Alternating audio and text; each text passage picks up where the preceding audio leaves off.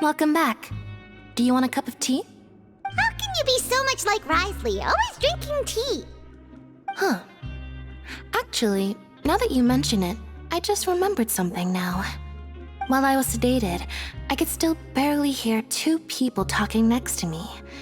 They were discussing everything, from the leaves to the water and even the teacups themselves. Must have been Risley and Sijun. Yeah, I heard one male voice and one female, so it should have been the two of them. They really were just talking about brewing tea. I really can't make sense of this place. So, Traveler, Paimon, were you able to learn anything from Risley? Yeah, he explained everything. Very well. Then, would you mind checking your answers against my speculations? Yeah, I took the time to rest, so I'm feeling a lot more relaxed now. Nobody else is around, and Miss Sijun is also busy with something or other, so let's just talk here. All right, then I'll posit my theories. I asked myself 3 questions. Firstly, why was Freminet affected by the primordial seawater? It was because he dove into the sea. My theory is, the long-lost primordial sea is probably very close to the fortress of Meropide. Whoa, he's good. He got that right on the first try. That's our Lyney. Secondly, Risley's attitude changed dramatically during the course of our stay here. He ignored us completely at first, then suddenly roadblocked us. Why? I spent quite a long time thinking about this.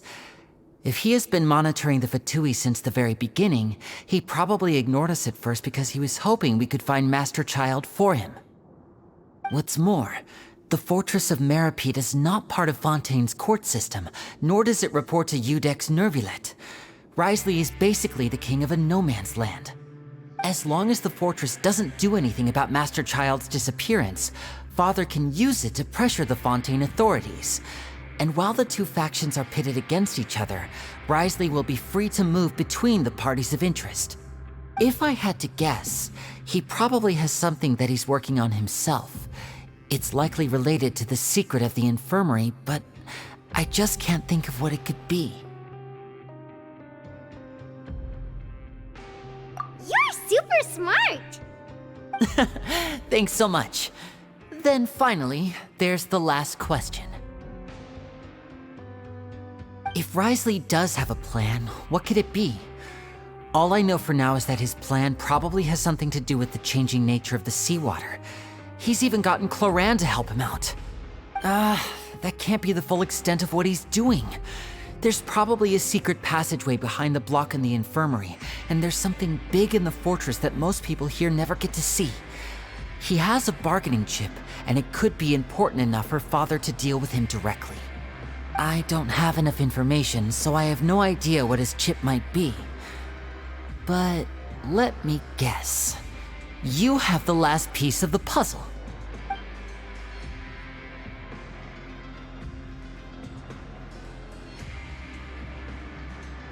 I can't believe it. The sea will engulf everyone, just like the prophecy said.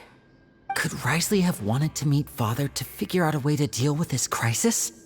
If you remember, I once mentioned that Father sees the House of the Hearth as her base of operations, and she truly wants to resolve the crisis. But how could Risley have known that? Or perhaps he didn't know and just wanted to bring Father over to his side, which could be why he said he just wanted to negotiate. Yeah, that makes sense to me. I understand your concerns as well, Traveler. I'll figure out a way to pass this on to our father. No matter what, we're on your side. The 2 of you have already aided us far too much. We probably wouldn't be standing here right now if not for you. If you ever need anything else going forward, please come to the House of the Hearth at any time. Though you may not share the sentiment, after all that we've gone through together, the 3 of us basically see you as family now. You have my gratitude. Thank you for protecting Lyney when it really mattered. And thank you for sharing the secrets of the fortress with us. We didn't think you were going to do it. Why are you being so formal all of a sudden?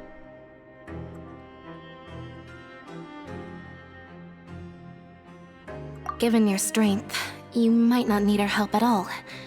But if you are ever in danger, we will try our best to protect you. Aww, the sound of that makes Paimon feel all warm and safe inside.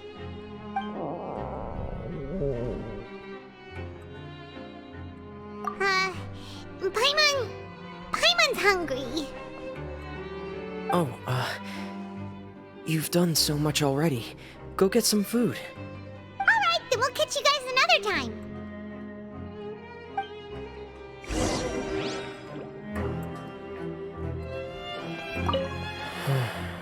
I feel like I should try to become someone more capable of helping. You're incredibly helpful. Lyney thinks so too. Yeah, you two are always telling me not to push myself, but aren't you just like that as well?